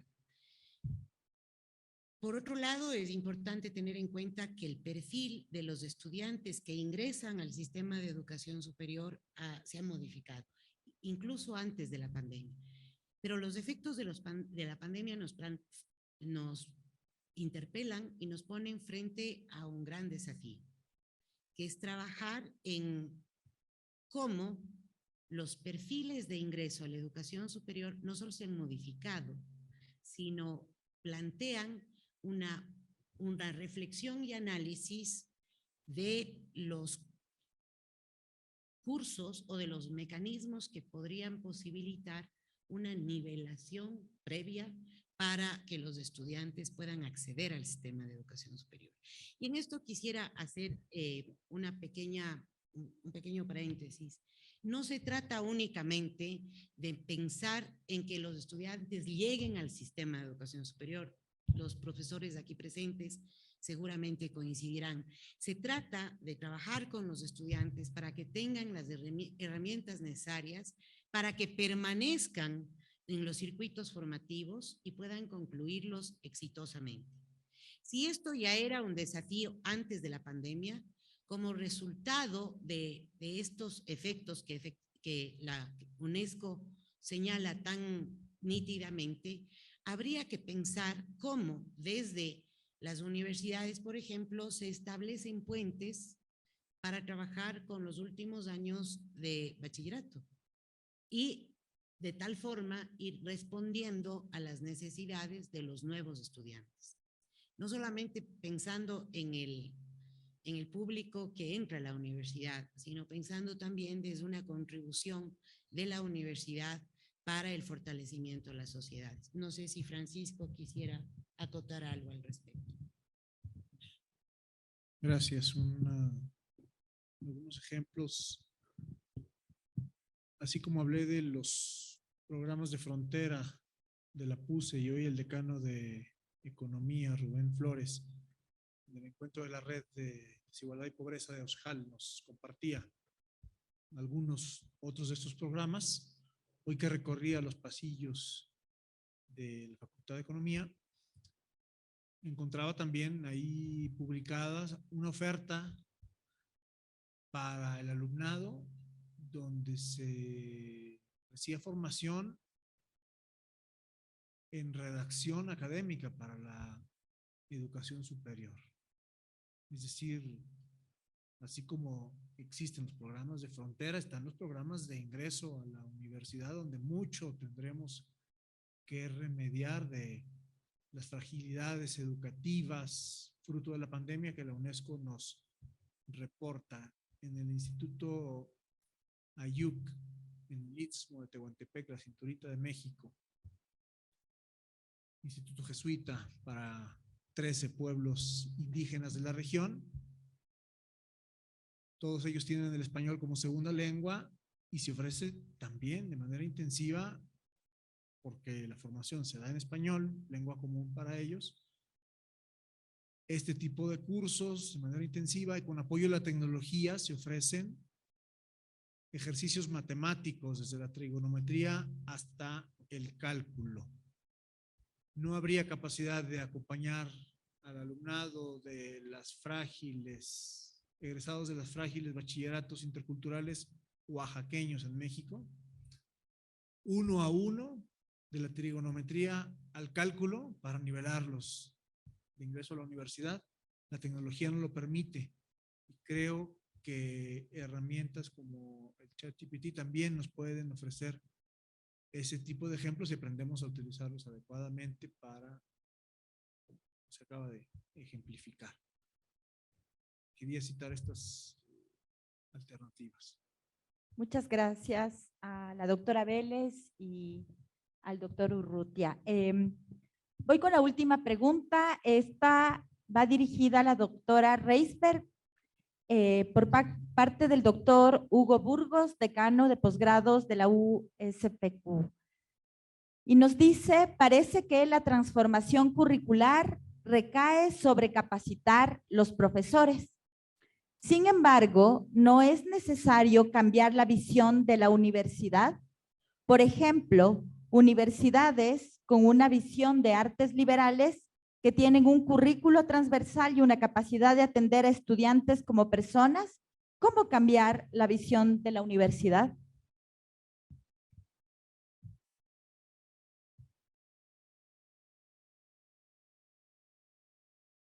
Bueno, sí, la pregunta es cómo cambiar una tradición de siglos y no es nada fácil, pero yo creo que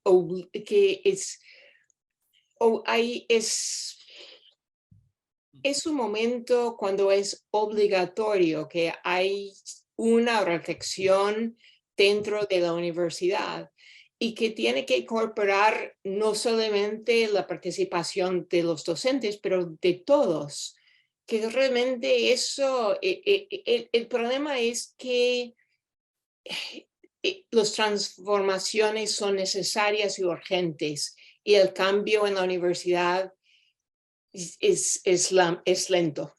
Y realmente no tengo respuesta para cómo se puede cambiar la actitud de la universidad. Tal vez hay en algunas universidades que conozco en América Latina, hay experimentos con programas pilotos.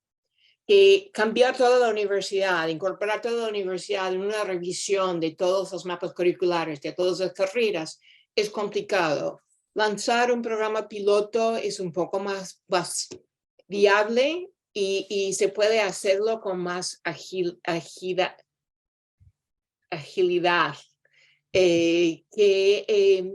Pues yo creo que eso puede ser una posibilidad de experimentar con algo como programa de artes liberales o un programa con un tronco común que con materias transversales. Y así se aprende a través de programas pilotos para poder presentar a la universidad en su totalidad nuevas posibilidades que ya tienen evidencias, que pueden mostrar resultados. Pues me parece que es la transformación a la vez tiene que progresar rápidamente, pero también paso a paso. Tal vez yo creo que mi colega Gerardo puede comentar también sobre transformaciones universitarias y cómo se las logra.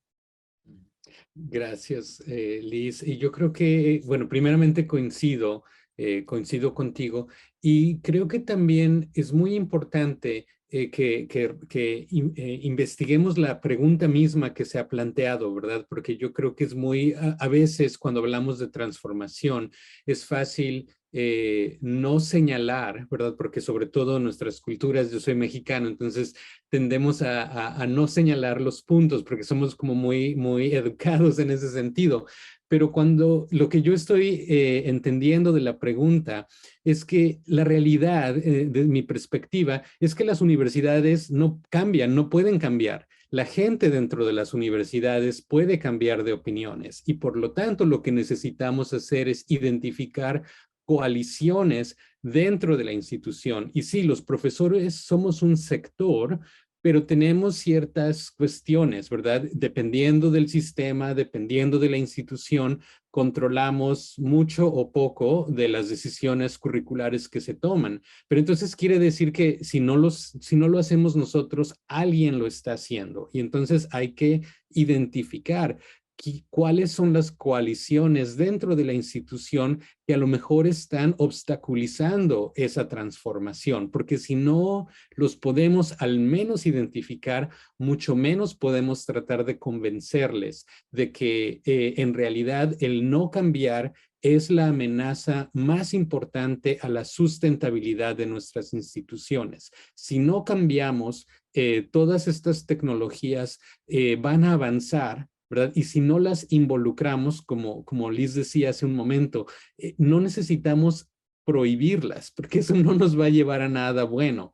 Lo que necesitamos es involucrarlas de una manera eficaz que nos permita acelerar el paso de transformación dentro de las instituciones, pero esto requiere de coaliciones y requiere de identificar casi hacer un mapeo político al interior de nuestra institución, quién está en contra del cambio, quién está neutral, quién está a favor del cambio y al menos tratar, ¿verdad?, de que estos segmentos de la institución vayan avanzando al menos a una apertura. No todo el mundo tiene que ser muy entusiasta y adoptar de manera temprana estos cambios, pero lo que al menos necesitamos es que no se opongan de manera activa a estas transformaciones. Gracias, Eduardo. Y si puedo agregar una cosita, una anécdota, que una colega profesora de la Universidad del Norte en Barranquilla, en Colombia, una vez me dijo, ella está tratando de cambiar la manera de dinámica entre estudiante y profesor para presentar nuevas pedagogías. Y me dijo, Liz, siempre hay que comenzar con los que ya están dispuestos. Muchas gracias por estas importantes intervenciones. Un aplauso para todas y todos. Esta conferencia nos ha dejado valiosas reflexiones entre las que me voy a permitir destacar más adelante en el siguiente punto.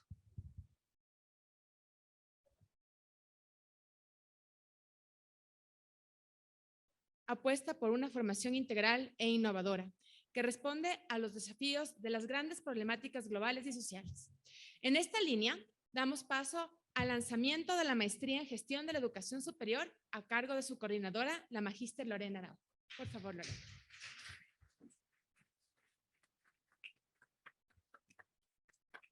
Bueno, muchas gracias.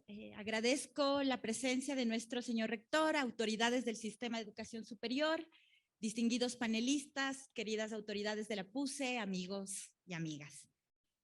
Emprendimos este sueño conformando un equipo en el que participaron 3 facultades: la Facultad de Ciencias Humanas, la Facultad de Educación, la Facultad de Ciencias Filosófico-Teológicas. Pues apostamos construir un programa interdisciplinario en una nueva modalidad de estudios con un fuerte componente de internacionalización que pone en el centro de la reflexión y objeto de estudio a la educación superior. A partir de ahí empezamos un proceso de reflexión, particularmente del movimiento y la transformación de las instituciones de educación superior a lo largo de la historia. Recordar que estas se remontan desde la Edad Media.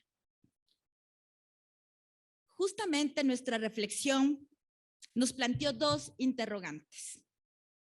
La primera, ¿cuáles son los principales retos de las instituciones de educación superior en el contexto actual? Justamente el nombre de la conferencia que nos ha convocado el día de hoy, en la que hemos tenido la participación de tan destacados expertos. En la región, las instituciones de educación superior son heterogéneas, privadas, públicas, de financiamientos mixtos, instituciones regionales y otras más locales, ubicadas algunas en el centro de grandes ciudades y otras en la periferia. Universidades de docencia, con un creciente desarrollo en la investigación, otras con lógicas institucionales distintas producto de las propias dinámicas institucionales, locales, culturales y políticas. Sin embargo, aún con esta diversidad y como escuchamos en este espacio, he hecho una síntesis de las 3 principales reflexiones que nos dejan nuestros panelistas. Requerimos modelos académicos capaces de responder y adaptarse rápidamente a las dinámicas globales, regionales y locales, como lo señaló el doctor Blanco. Es urgente poder generar puentes que conecten los perfiles de salida del bachillerato con la educación superior y el mundo del trabajo, como lo señaló la doctora Reisberg. Cada vez es más necesario diversificar nuestra oferta académica en modalidades, como lo señaló Ana Capilla, flexibilidad, Liz Reisberg, distintos campos de conocimiento, digitalización y sobre todo entendiendo los escenarios para aportar a la democratización de la educación superior, particularmente en América Latina, como lo ha señalado la doctora Vélez. 2 también importantes, nuestro rol social es crucial para minorar las desigualdades sociales y brechas educativas de los estudiantes, disminuyendo la deserción y garantizando circuitos educativos eficientes. También lo enunció la doctora Vélez. Y finalmente, como instituciones de educación no debemos limitar nuestro campo de acción a los procesos de formación, sino nuestra integración con todo un mundo donde el rol de los conocimientos y consecuente de las universidades a uno de los principales dinamizadores, garantizando sostenibilidad, suficiencia y entendiendo los cambios y el impacto social del cambio climático, como lo ha señalado el doctor Urrutia. La segunda pregunta que nos hicimos es ¿cómo podemos enfrentar estos desafíos? Si bien supimos que no había una única respuesta, pues los desafíos planteados son el resultado de profundas causas estructurales y resueltas durante años, nos enfrentamos además a entornos volátiles, inciertos y complejos. En ese marco, en este proceso reflexivo, nos propusimos entonces aportar desde lo que sabemos hacer. El desarrollo de capacidades, la investigación y la vinculación. ¿A través de qué? La construcción de un programa académico que intente generar una solución a los grandes problemas que tiene la educación superior para lograr un mayor impacto social. Así nace este programa, con el objetivo de incidir en el fortalecimiento de habilidades teóricas, prácticas, metodológicas y analíticas para fortalecer la toma de decisiones, los procesos de evaluación y seguimiento y aseguramiento de la calidad, tanto a nivel directivo como a nivel operativo, garantizando así una educación superior prospectiva, crítica y con calidad. Les comentaré muy brevemente cómo está planteado este programa. Es un programa que tiene una duración de 1 año.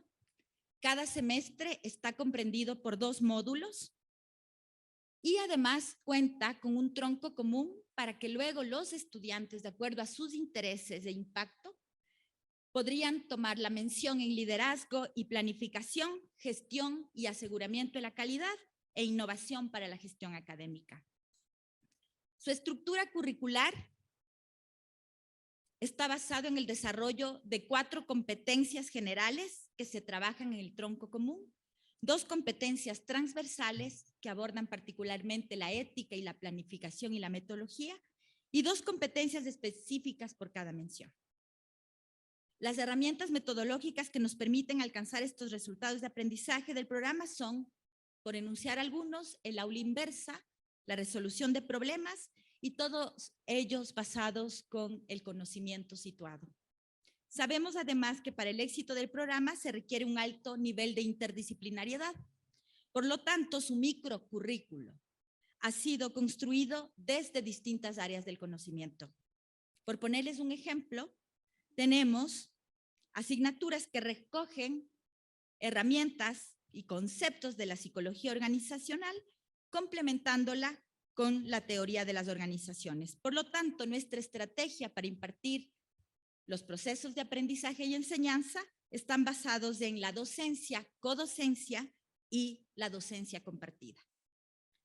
El programa se estructura en modalidad híbrida simultánea. Ello significa, tal como señaló el doctor Blanco, el rol de diluir las fronteras territoriales o entender que estas son más porosas, aportando a la consolidación de comunidades de aprendizaje en la que docentes y estudiantes de distintas partes del mundo comparten una misma experiencia educativa. El desafío de todo ello es romper estructuras en las que usualmente las instituciones de educación superior estuvimos y hemos estado acostumbradas. Por lo que en el programa contaremos con docentes nacionales e internacionales que nutren una visión del Ecuador, la región y el mundo. Es así que quiero dar paso para que conozcan a nuestros docentes internacionales y docentes nacionales. Doctor Claudio Escobedo, quien va a aparecer en pantalla, Universidad Católica de Temulco, en Chile. Doctor Relmu Gueda, de la Universidad Autónoma de Barcelona. Magíster Yadira Aguagallo, de ICARE Comunicación. Nuestros panelistas del día de hoy, doctor Gerardo Blanco, del Boston College, y doctora Catalina Vélez, de la PUCE. Doctor Juan Carlos Silas, de ITESO, México. Magíster Francisca Bustamante, de Universidad Autónoma de Barcelona. Y por la Pontificia Universidad Católica del Ecuador, Magíster Karina Silva, a quien pido que se pueda poner de pie. Mónica Mancheno, Magíster Mónica Mancheno. Magíster Patricia Cajas. Doctor Carlos Ignacio Mangín. Doctor Jorge Valladares. Doctor Giancarlos García. Finalmente, esta maestría gestada en la PUCE traspasa las fronteras del Ecuador y está destinada para toda persona involucrada en procesos educativos, desde la alta gerencia, la docencia, la investigación, la vinculación, el aseguramiento de la calidad y los procesos operativos. Y sin duda, para quienes quieran profundizar en el campo de la educación superior. Les invitamos entonces a seguirnos y emprender con nosotros esta nueva aventura. Muchas gracias.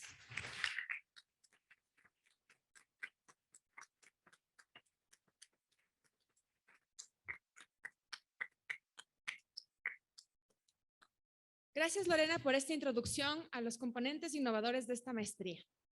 Agradecemos la participación de las más de 50 instituciones que nos han acompañado el día de hoy, así como también a las personas que acompañaron este evento de manera remota. Para cerrar este espacio, invitamos a todos los participantes a que nos acompañen a un brindis en el exterior del auditorio que lo dará el padre Carlos Ignacio Mangín, decano de la Facultad de Ciencias Filosófico-Teológicas, donde se aloja el programa. Muchas gracias por su asistencia. Muy buenas noches.